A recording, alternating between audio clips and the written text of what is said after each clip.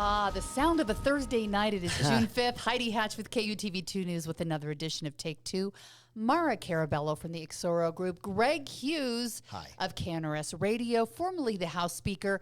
We're all friends here, but do you know who's not? Elon Musk and Donald Trump. The bromance Clash of the Titans. Or cat fighting. I know. I've been so busy today. I haven't had time to really get my feet wet and get into this, but I was trying to look before we started, and I'm like, whoa. So you knew it was bad when, for those of you who follow the New York Times, when there's sort of a breaking story, sometimes that's a disaster, sometimes we're waiting for a Supreme Court decision, they do a live feed. Mm-hmm. And you can go on and they have several reporters and Updates they just update as you happen. And it's like only for certain stories. And their lead, and they pushed this out, and they pushed out this fight. One of the things they reported, and this was around 4 o'clock, so a few hours ago, they had reported that Elon Musk had posted over 85 posts on X today. He was on fire. I know, and I cannot figure out what this is. I didn't know that volume was that high. I've read some of them, but I didn't know 85. And we should know that a week ago, before he had his formal White House, farewell, I'm done, my days are up with Doge, he did do an interview and said, hey, we have $2 trillion in deficit. It keeps growing. Our interest payments are higher than our Defense Department budget. And he was saying, hey, the big, beautiful bill can be either beautiful or big, but it can't be both of them. But it's burn the house down. He's gone to Epstein Island accusations. And then Trump in the return is do you know what would make our debt go down if we stop giving money to your companies? And it's just and then he's like, well, I'll just start disassembling my spaceships. These two are so... I want to laugh. I'm going to take my spaceship home. There is no one that can match Trump's bombastic, over-the-top, declarative. He's met his match. Except he's met his match. So, this is not going to be an exercise to show your children about high-level thinking, decorum, and how to disagree. But, No. I'll tell you what it is, and they're the two human beings on planet Earth that could do this. They're two both incredibly. One's the richest man in the world. One's the president of the lone superpower in the world, and they both are used to running things, and whatever their ideas are, they can run them through. And so you got two alpha dogs. You've got a massive disappointment on Elon Musk's part. He felt like he put $300 million of his own money in. He went to the mat. He helped organize the Department of Government Efficiency. They believe they have found $270 billion and north of fraud, waste. But I really think the fraud was what was so eye-opening. And he looks at a bill. He looks at a reconciliation bill and a rescission package, two different bills that both only require 51 votes in the Senate, of which, if you look at the House and you look at the Senate, the Republicans control their own destiny with those margins of votes. And he's getting less than $30 billion in cuts. And he's getting Tesla attacked, the Tesla takedown and the organized attack against him and his company. I think he feels, I think he's more than disappointed. And I think that he had signaled that he didn't like the reconciliation bill. It couldn't be big and beautiful. I think he's expressed some of his frustration. I think whatever that tipping point was, I think this is performative in this way. I think what he is trying to do right now, because my son's back there on an internship right now, and I just told him, as far as legislature goes, legislative process, this is a half-baked cake. There is nothing that comes from the House that the Senate takes in whole cloth and says, okay, that's what we'll do. I don't think people understand that don't follow the legislative process closely, and they're like, but the House passed it, and Trump said, and I'm like, that's not how it works. And so we are halfway. If I had a 45-day session, I'd tell you we're in day 35, maybe. Okay, and if you told me I had a House budget that the House agreed on and the Senate didn't agree, I'd say, and the sun rises in the east, because the Senate, whether you're in the same party or not, is going to have its own bill. It has to put together and find 51 votes for. You got a lot of voices like Johnson in Wisconsin and Rand Paul and Mike Lee that want a lot of cuts, but you have people like Susan Collins and some other moderates that probably don't even like the cuts that the House sent over. They got to go find 51 votes. So this thing isn't even remotely close to a House bill, a Senate bill, and a conference committee. That's going to come when it's time for them to recess and they want to go home, and then they're going to be motivated to actually get together and find out, between the two. But I have been shocked before today's blow-up Why is the White House weighing in so heavily? Why are they so all in when this process is only halfway through? You don't even know what the Senate's going to come up with yet. I Because think you can end up a loser if you're like backing it all the way that it has to be how it is now, right? Yeah, and I think what Elon Musk did today is I think he wanted to send a message to Congress. And I think he wanted to say, if you're looking for the political cover of Donald Trump so that you can pass this anemic bill, because he's telling it's a big, beautiful bill, I support it. And what Donald Trump ultimately supports is the votes. He wants whatever he can, the most he can get that there's the votes for. That's what he's for. He's not going to die on ceremony. Well, I think what you saw today is Elon Musk signaling to Congress, House members and senators, I'll go over top of Trump and I'll primary you. I will go into these primaries. I will. If you're afraid, if you vote on fear, know that I've given you the receipts. I've given you $270 billion worth of cuts. You've done near none of them, okay? And if you think this is fine, I'm going to tell you it's not. And I think he's upset. And I think that's why he's doing it. And I just think his main message is to Congress to say, Trump is not going to be your shield on this, your political shield on this. I know he said, I love their bill. I love the House's bill. Don't change it, pass it. That's not going to be enough. That's what I think is happening right now. To me I think by August, they'll be friends again. That's my prediction. Trump created Elon Musk in terms of being a player in politics. And he also created a new playbook for politics, Trump did. And, Elon read the playbook and is using the playbook against Donald Trump. What's disturbing about all of this is none of this is really good to follow, right? Like none of this adds to the value of a discourse. None of these are leaders that we should be looking at as examples of how to do things. Hopefully what happens is they go at each other. Elon Musk is showing vulnerability at least day one in Trump that the Congress has not been able to figure out a way to show.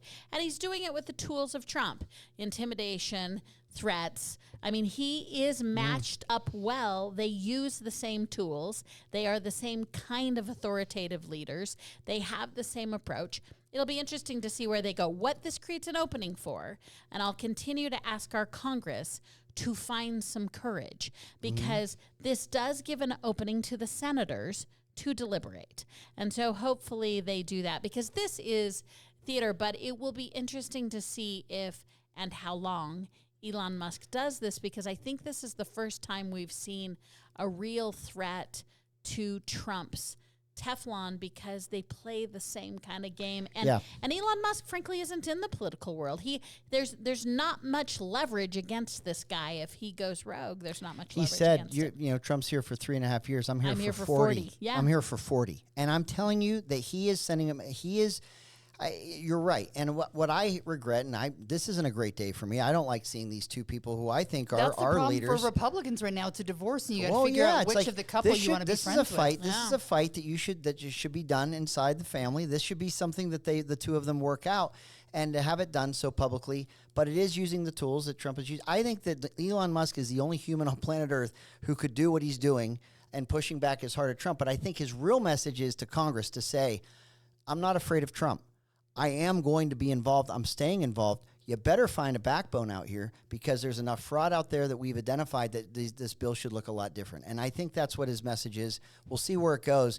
I actually think that if it is the case that you see more cuts in the reconciliation bill, the rescission package, whatever it may be, because there's two bills, that if it does cut more, you think Trump's going to oppose that? Heavens no. He supports a bill there's votes for. He's not for. He submitted in his first term a rescission package to cut $15 billion of existing money that Congress had allocated.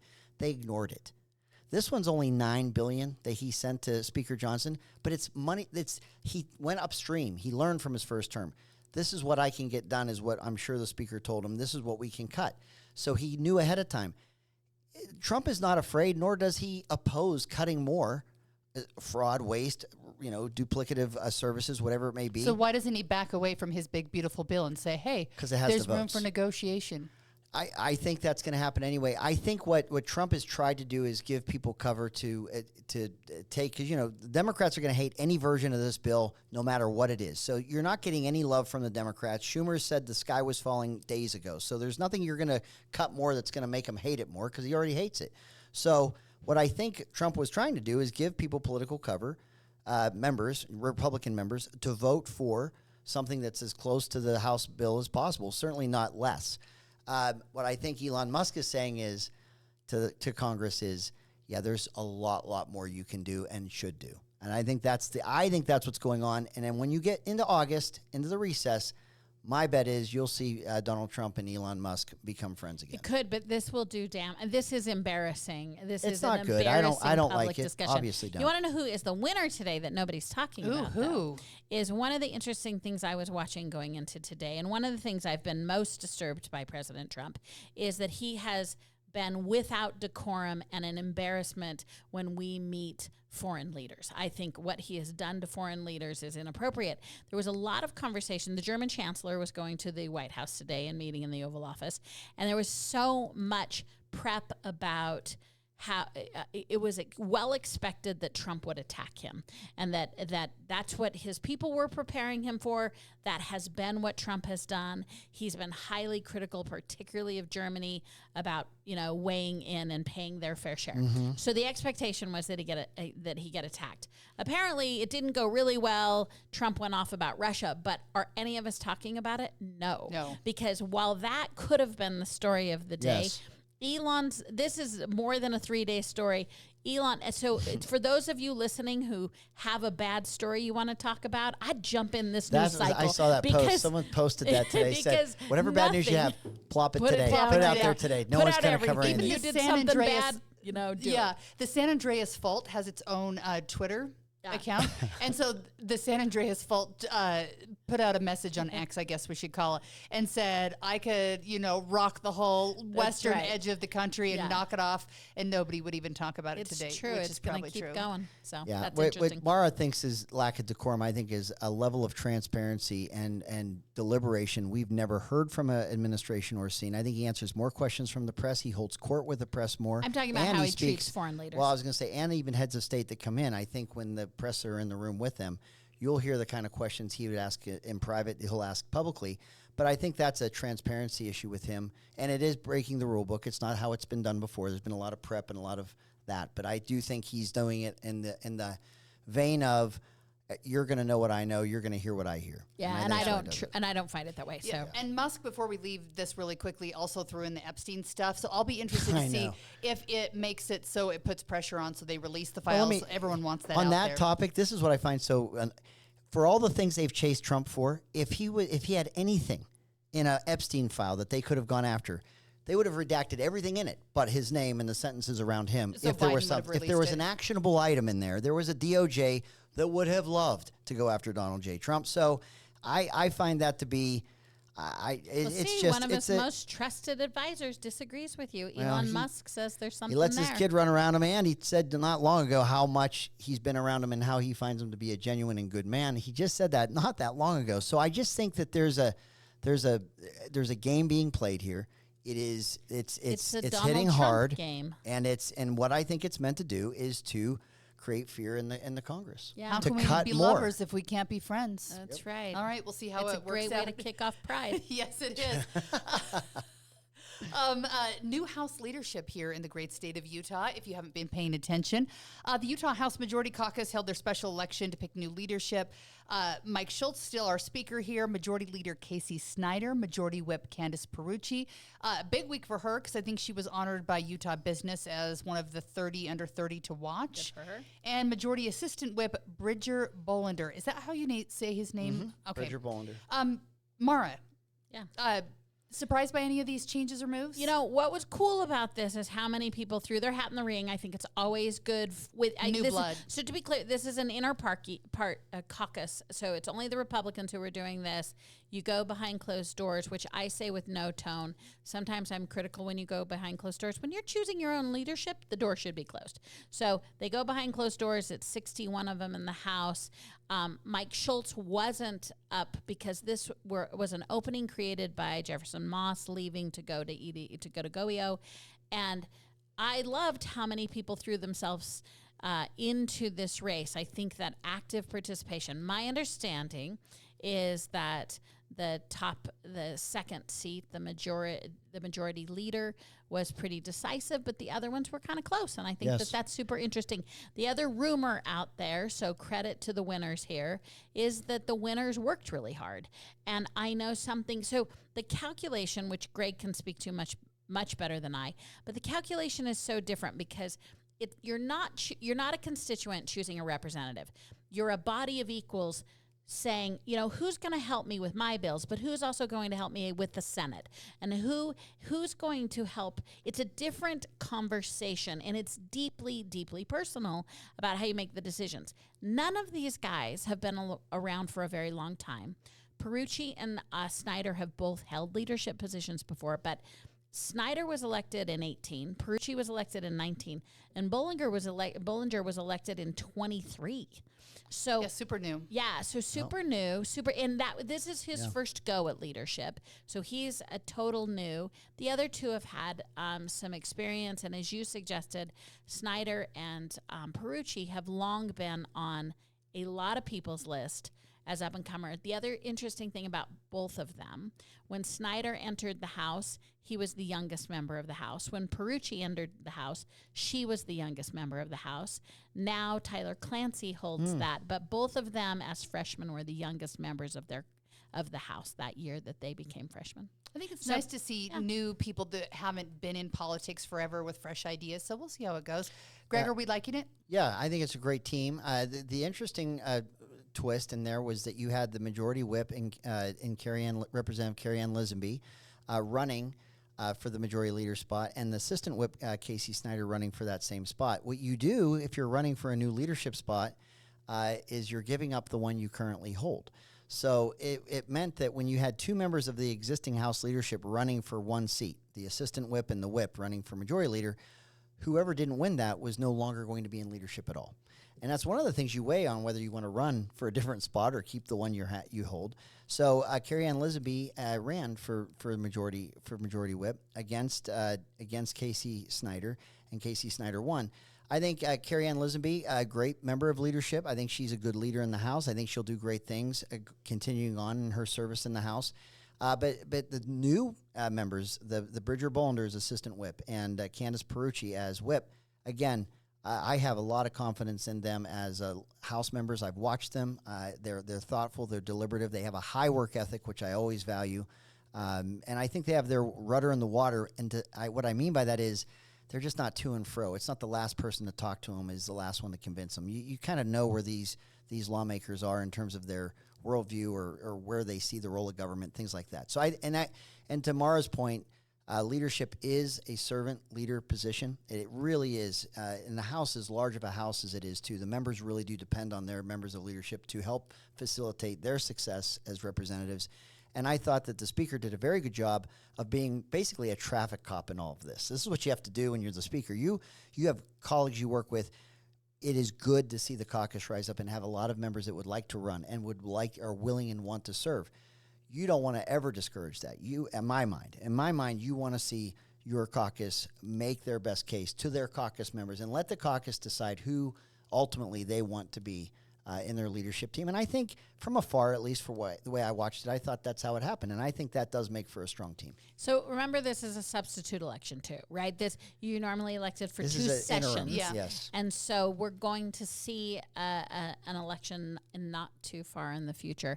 I would suspect that if they're working hard, it probably won't change much. But it just is that's an interesting fact. And it probably takes some time to get a hang of your job and what you're doing. For sure, yeah.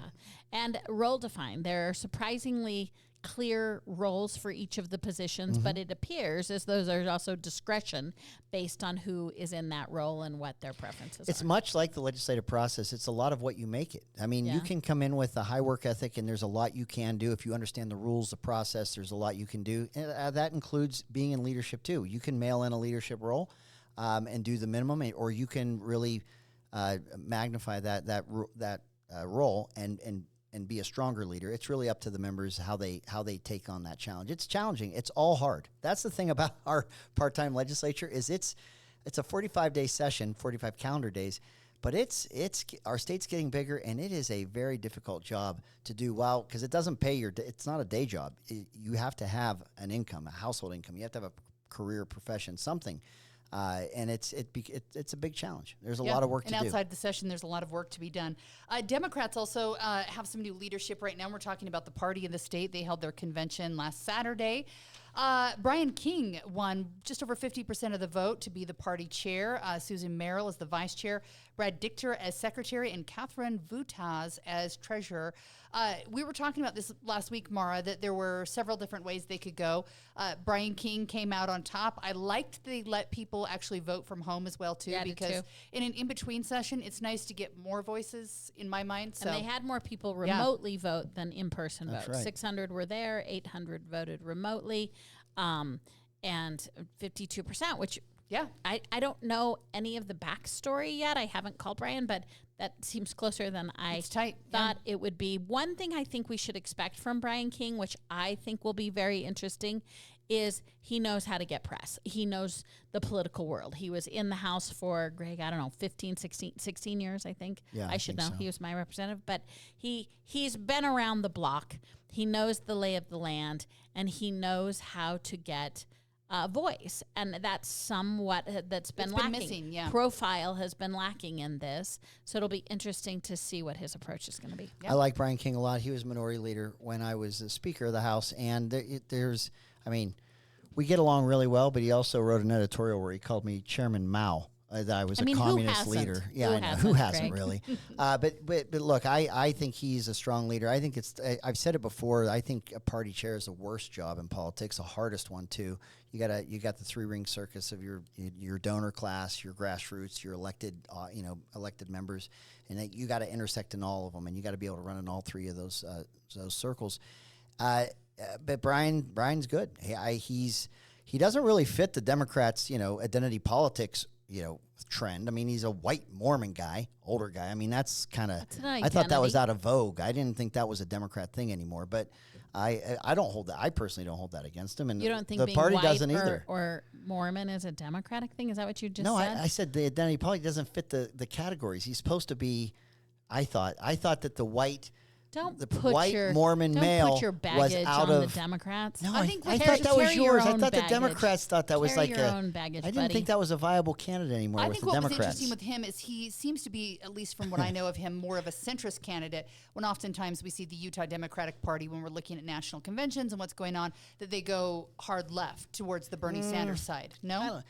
He has Trump derangement syndrome, something fierce, and I've said this to him. He knows I feel this way, but he has. I think he matches up pretty well with the national narrative on a lot of topics. But he is from Utah. Democrat. But he is from Utah, through 100%. And through, fifth generation. And I will say this, and this will ruin his street cred. He likes it when I'm rude about him because it keeps his friends. Oh, he does. Closer. He likes that. Oh, yeah, it keeps his street cred strong. But I'm going to ruin it now.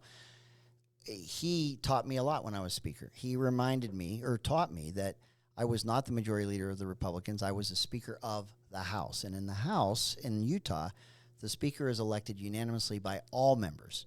It's a voice vote. And that's different than in the U.S. Congress, where it's a partisan vote. And it really did change my paradigm as Speaker to make sure I was the Speaker of the whole House. And I learned that from Brian King. It was a good lesson. He actually regretted later that he taught me that because as Speaker, I could pull him on some bipartisan issues. Well, Brian, I think he didn't you want tap into that regret right now. That's what I say. Go at Greg Hughes. You mentioned, Maura, that it is June. It is Pride Month. And because there's Pride Month, there's going to be some kind of squabble over something. One GOP lawmaker, Trevor Lee, on X said, Utahns overwhelmingly don't support Pride Month. We're the most kind people in the world and are taken advantage of because of that kindness. Nothing makes Utahns more mad when political ideologies get pushed into their lives. Even worse, having taxes prop up these ideologies. He's tweeting after he sees posts from some of our sports teams with their rainbow logos. Watch for significant legislation, he says, this next session that pushes back onto these woke groups. Let me jump out so then okay, you're gonna go. So then, Maura, you can... You'll tear up? Yeah. Okay. So I'm exhausted, as I've just mentioned, with identity politics. I don't think it unites communities or people. I think it divides them. I wish we saw each other more similarly than apart. That said, I'm probably more fatigued with government paying for sports venues and for sports owners, improvements and everything else. I mean, the Kansas City Chiefs are trying to argue they want to leave if Kansas City doesn't raise up and put taxpayer money towards their stadium. If sports arenas and owners want to use state money, I think there is something intriguing about saying, well, then you got to play by the rules that if you want taxpayer money, there's some things that we may care about. Maybe that has a chilling effect on sports teams wanting taxpayer money for venues. That wouldn't be a bad scenario for me if that's how it played out. It's remarkable to me that it would be a Democratic point of view that says if you want taxpayer money, you have to do and say exactly what your government thinks at all times. It's not a contractual arrangement. It's not money for this. I own all of you. I own all of the speech you do. I'm surprised the government didn't interfere and say we should choose the mammoth logo and we should choose the colors that you're using. If they're asking for money, we probably should have. I gave you taxpayer money, so I get to go at your starting lineup. Yeah. Because you took 8% of the taxpayer money. It's extraordinary that you would assert dominion like that over it because of your ability to distribute not your money, Mr. Lawmaker, but in fact my money, Mr. Lawmaker. He does do the budget, so he is charged with that responsibility. In terms of the bombastic control the Republicans want to have over every aspect of our lives because they happen to be in charge of distributing our money. What is that to say is that there is a difference between just expressing pride. This was low-key, it was positive, it was an expression of pride. Republicans right now are looking for divisive issues, they're looking for fear-mongering, and they are certainly looking for problems that don't exist. Trevor Lee has a habit of doing these things. He's making something out of nothing. People should celebrate. They want to celebrate. This is not in a form and fashion that you can't express your own views within that form and fashion. There is nothing being put on you by any of this, and this is just fear-mongering at its lowest common denominator, and I'm ashamed of a representative who uses his public platform to speak like this. Can we use one of your ideas, though, as taxpayers? I would like to vote on who the Utah Jazz puts on the court next season and who doesn't get benched. Tax money, I think we should. I think we should have a stronger hand. We have established we can't do worse. Yeah. So that might be the way to go. So you don't even get a high draft pick for it either. Ainge was just named as another right? Ainge. Yeah, can we vote on that? I guess in Utah, if we voted on nepotism, we'd have a lot to vote on. Yeah, so. Yes, we would. I think we've exhausted that. Other than to say, I don't think he was all by himself. I think there's some social media reaction to it too. And I long for the days where sports is just this thing we all love, and I just don't know your politics. I just want it to be the unifier. We just go and cheer on our teams. I just want that. Okay, let's talk about some other teams. Governor Cox's pick to run a new government records office fought to keep Sean Reyes' calendar private, so is this a good decision? Cox appointed Lonnie Pearson, who previously served as government records counsel for the Utah Attorney General's office. There are still records requests and lawsuits going on over this. So the question is, someone who doesn't want to put Reyes' calendar out there, is this really the right person to be in charge of government records? You know, we're at an all-time low for government trust for a reason. And this just seemed like, I'm not speaking to the individual, but a miscalculation. This was a controversial bill. It was that's where I want to go. Is the bill? It was bill a changed hard the bill rules, right? And this I don't think was controversial for partisan reasons. I think this was a really tough call about moving from a citizens board to an individual, and then there was a compromise in which there is still people, but there's also this individual, this attorney who has a specialized area. I think it's a misplay to choose an attorney who has a complex record on this issue, because I think what's needed right now, particularly around grandma, is to build public trust and to build reporters' trust and to build trust that the intent of our government is to, where appropriate, show qualifying government records.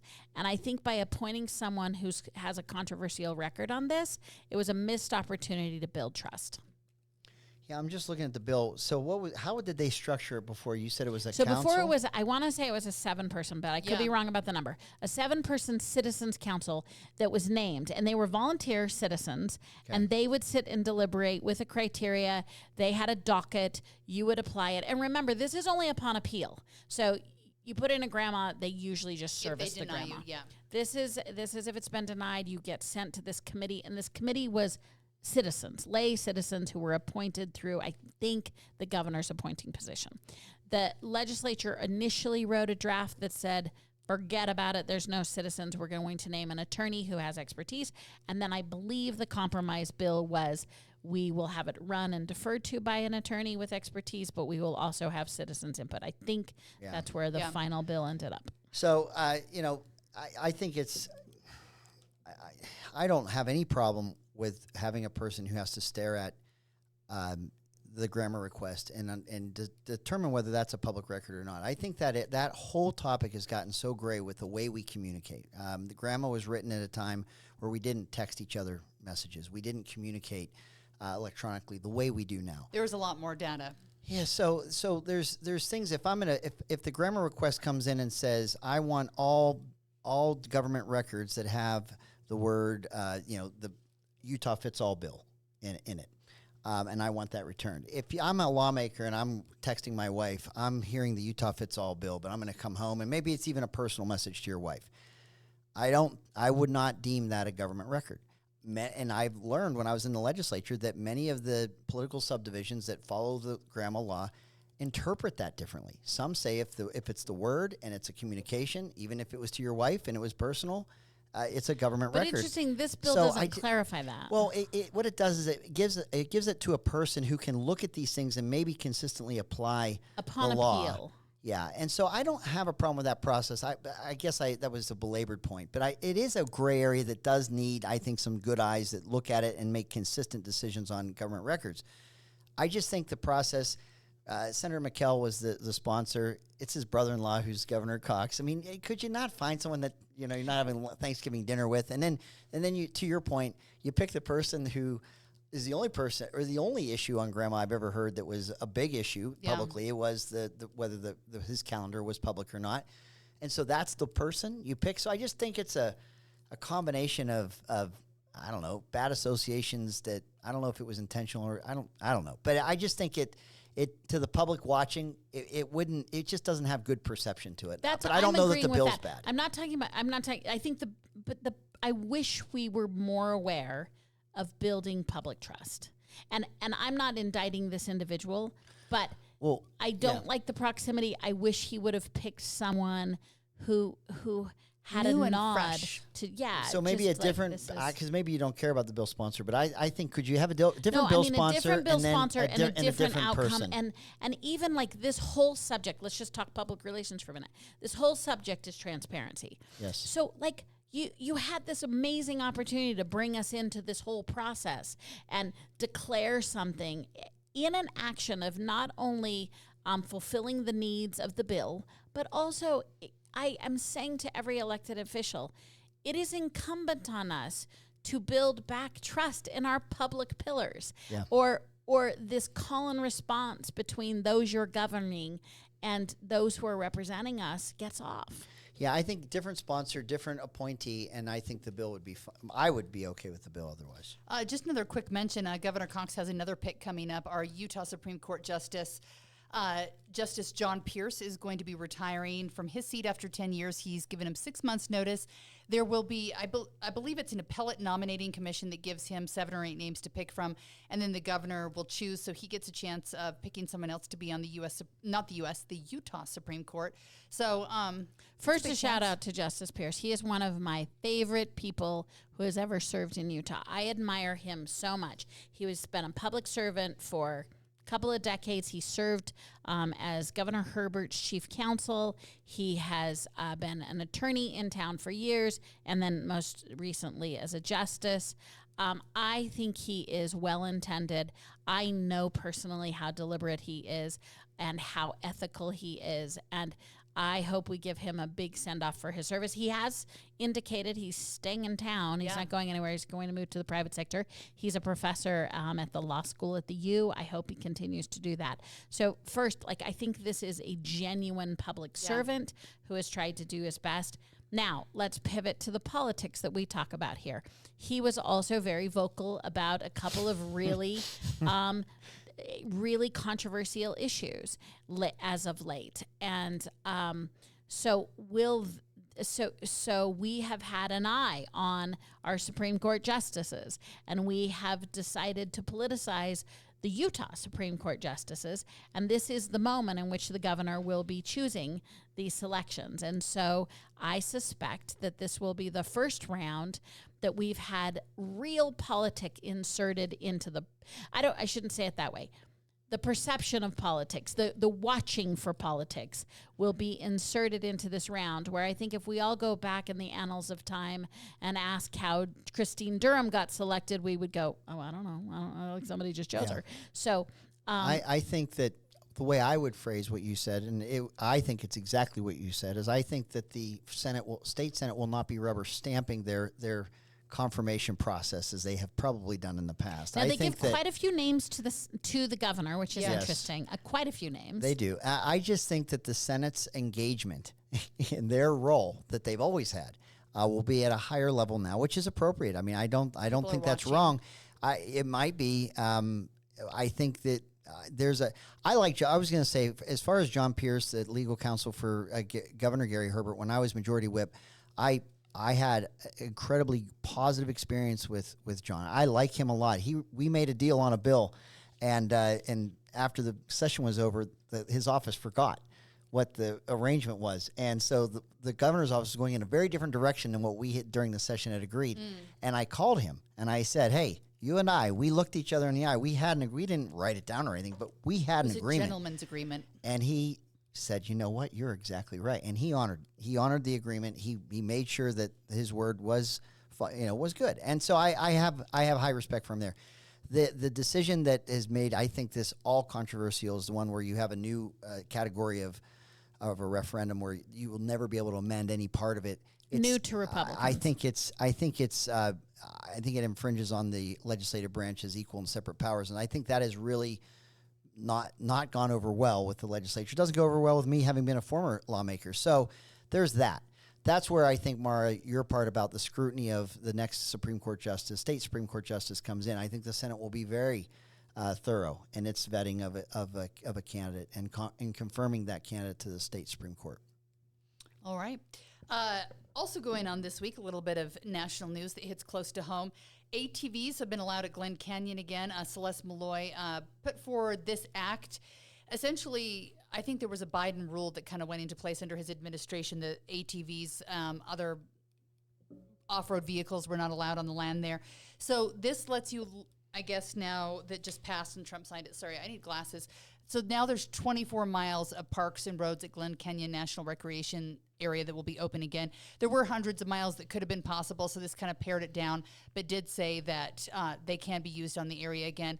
I know that a lot of people were against this, who wanted to protect lands. Maura, your thought on the I think in-between? there are two concepts at play, and one is a really interesting shift we've made from rulemaking in departments to saying, having the court say, no, we think that rulemaking is almost replacing legislation. Yeah. So you see this correction. So what got corrected was originally just a rule made by the Parks Department. It wasn't, it's not overturning a piece of legislation. It's using legislation to overturn rulemaking that happened under the Biden administration. As to the actual merit of it, I think it is ruining things we can't ever get back. And so here's why I believe this. This refers to 25 miles specifically, but the nature of where this is extraordinary. And we all agree on that. Like that's the intensity of public lands debate, is how much we all love this public land. And to be clear, there are roads there. And to be clear, vehicles have always been allowed there. And no one was ever restricting vehicles. So if you listen to someone say, oh, you're restricting lots of these people's rights to go into these spaces with vehicles, that's not true. This is specific to HOVs and ATVs. This is specific to vehicles that are made to go off of improved roads. And that was the Parks Department's objection, is that there's a lot of volatile terrain in this area, and there are a lot of scenic overviews, and they wanted folks to stay on approved roads. This was not an attempt to lock people out of wilderness. This wasn't an attempt to stop campers and families and users and people with disabilities who need vehicles. This was an attempt to say, you know, well, let's just stay on the improved roads. So I think that this is misplaced and overly political and is not in the interest of the two things we're trying to balance, which is access and use and preservation. And I think this goes too far on the side of the destruction. Was it creating new areas for off-road vehicle use, or was it restoring where off-road vehicle use had happened? It was restoring the type of vehicle use, ATVs and off-road. So was that? I'm not being argumentative. I'm really asking. Could go in. Yeah. So it never restricted regular trucks, but you couldn't bring your ATV. So I guess my question is, could you use an all-terrain vehicle or anything prior to Biden saying you couldn't? I believe so. Yeah, I think that was a full access. So this is my take is this, this is great, and I think that I think it should be restored, and I think it is a way that you recreate. I go to Europe, I go to Switzerland, and they don't ban you, keep you off of land, tell you to stay away. They'll create mountains and put trains so you can get to the top of Jungfrau and see places that you would, unless you were the greatest mountain climber, you would never ever be able to see. And they want, I gather, that the people of Switzerland love when people see more and have access to more of nature. Individual vehicles or mass transit? Oh, the mass transit, the trains. So mass transit is remarkably different than less you restrictive. and your ATV. I find that the environmentalist movement in America is far different than the atmosphere or the environment that you can explore and be in nature other places. There is this, we think people harm the environment and that their presence detracts from it. I see other nations who want more people to see and to appreciate it because you become vested in it. But my thing is this: 24 miles, great. I like it. I think it should be restored. Unless this state gets more access to more of the counties that are not the Wasatch Front, where you have counties that are 85% federal land that you can't put a water line, a road, you can't put anything. If we want to just keep stacking them tall and deep in 4 counties in Utah, then I guess it's fine. But somehow, Harry Reid could take the area that's now considered, it is called Summerlin. It's a suburb outside of Las Vegas. It used to be BLM land. And voila, you could actually put a community there. You could put sports fields there. I was there when my daughter used to play soccer. You could do something with it. Harry Reid could do it for Nevada. How on earth is this state supposed to grow, where the quality of life is supposed to stay high and the cost of living should not rise, but maybe be the same at least? If you can't see more than 4 counties grow, these rural counties, there should be more access to them and more land. Should we have some neighborhoods in Glen Canyon? Not the canyon itself, but I do think that we have given it the office here. Oh, you can't, in Wyoming, you can't make any more federally protected land. You can't go up to Alaska to do it. They exempted themselves out of the Antiquities Act. Good for them as 2 states that don't have to apply to the Antiquities Act anymore. Utah can't keep growing in a valley in 4 counties. It just can't happen. We have to have access to some portion of 66+% of the land mass of Utah.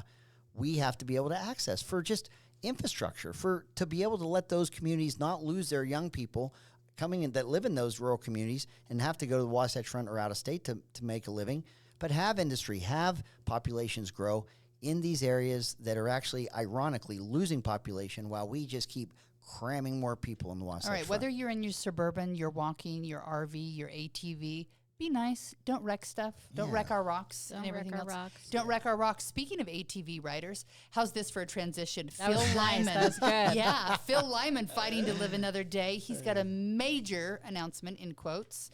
Do you know what it is? I have no idea. I'm very conflicted about giving him any oxygen. I know. I'll just say that. Do you like what Phil's doing? You do, don't no, you? You're excited. No, I'm not. I'm very conflicted. Darn it. I thought that was what was conflicting. I do think the rumor mill. I thought he was being supportive of and stepping away after he lost the. Did you think that though? You It's interact a true. lot with his It's peeps. true. I don't think any of us think he's going away. I think this is now a cottage industry for Phil Lyman. I think this is how he's going to find his meaning.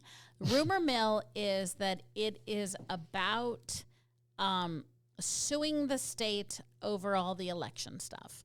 So he's not moving away from his mantra. That's going to cost taxpayers. He's been rozzed. Well, he's apparently bringing in a special interest group. He's going to tada it for us about bringing in.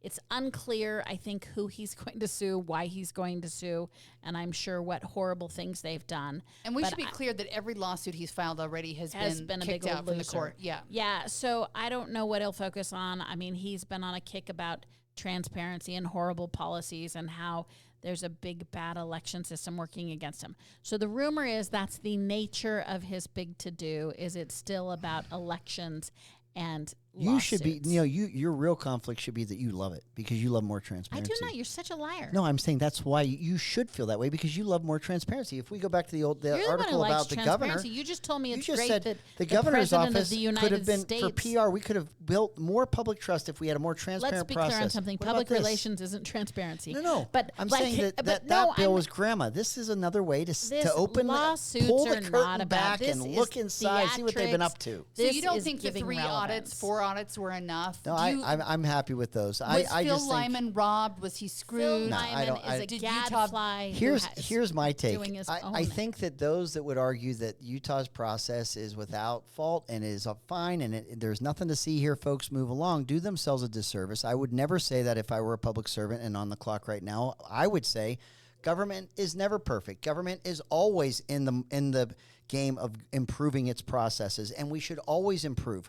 And that should be the message. But when you have a lieutenant governor, elections chief that wants to say, we do it all right, our county clerks do everything right, you set yourself up for a lot of cynicism. And I just think that if it's more transparency, But I don't this have is any not fear of cynicism. transparency. This is a man who's already declared himself to be running for governor in 2028. This is a man who's looking for Oh, he attention. has are you, his are name you in there sweating that officially? for real, though? No, but I'm sweating that I have to listen to it. Non-serious attention seeking. If it brings more So transparency, I don't love cover it. I love it. Don't cover it. It's not worthy. I do think transparency is important. I do think that it's getting exhausting because I think that, there was an election that was fair. He's going over a few dozen people who signed their signatures that I think we know at this point. It sounds like county clerks along the way messed up and approved some signatures that shouldn't have.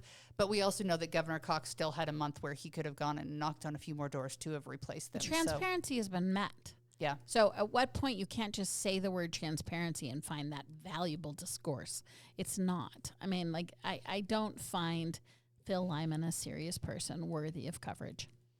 All right. Well, maybe he I won't do. be in the... I think it'll be interesting. You'll I be think it'll interesting. fun. Are You're you gonna showing be there? up? He's No. he's He going wants out. I think he has like a RSVPs. cocktail hour the night, Which is super weird. I did, And in or the middle a of the meet day. and greet or something in No, the middle of the day. Most people have If jobs. it's a cocktail hour, this is not a state group that's Well, putting I this meant on. meet and Oh. greet. I meant like whatever Like he would Mormon say. cocktails, Like, like maybe be You know, Sprite. like punch. Yeah, a Sprite mixture and some cookies. Yeah. Drink your sugar. Sugar. That's basically... That's BYU. Are Yeah, you it's talking Utah about Kool-Aid? I cocktail might actually go if there's Kool-Aid. I haven't Yeah, had you Kool-Aid got in a a little long meet time. and greet, and then you get to There's celebrate Kool-Aid. transparency. I There's don't think Kool-Aid. Kool-Aid's And you like it do used love to be. yourself Hey, to you drink some guys. Kool-Aid. We're Yes. getting rid of food I dyes. do Your like Kool-Aid's Kool-Aid. going to be I know. clear. You would have been one of Can't the be ones. making it red and blue anymore. Really? That I never connected these dots. Does Maha mean I lose red Kool-Aid? I don't drink Well, red I mean- Kool-Aid, but I always like the option that I can. Well, they could put like beet juice in it now. No, that's disgusting. It's not disgusting. Beets are great. Ugh. All I right. like that you're That is leaning. anathema to I Kool-Aid. just love right now that you're leaning into someone saying, "Yeah, I drank the Kool-Aid." I love just like Kool-Aid. that you love that. Mine isn't the Because you know what? isn't That's the- my image of you too. That's We not agree my. on this. What's that, Drinking the- Jones? You know where that I- came from. I I think don't you live in drink that the cult where they Kool-Aid. all drink that Kool-Aid. I'm I not think you talking drink about the Kool-Aid I too. don't. All right. I like red Kool-Aid. I agree actually on like that. the blue as well, but I really like the red. I just haven't had it in a long time. Most kids buy it in the last decade, I would say, to color their hair with, not to drink it. Interesting fun Yeah, fact. you know when I kids didn't have know like the that. red and blue stripes, usually they wash out. So if you use Kool-Aid, then you dye your hair with that, and then it eventually washes out. Well, if we can't leave with that hot tip, then we can't close. We can't the do show on anything. any I of know. That is that is a political. that's a hot life tip. hack right there. I know. I've never done it myself. My I love children it. have asked permission, and I'm like, we don't need Kool-Aid hair in our house. We've got Kool-Aid a line hair. to draw. We've drawn a line. Okay. Thanks for joining us, everyone. Tell your friends about us, and we'll be back next week.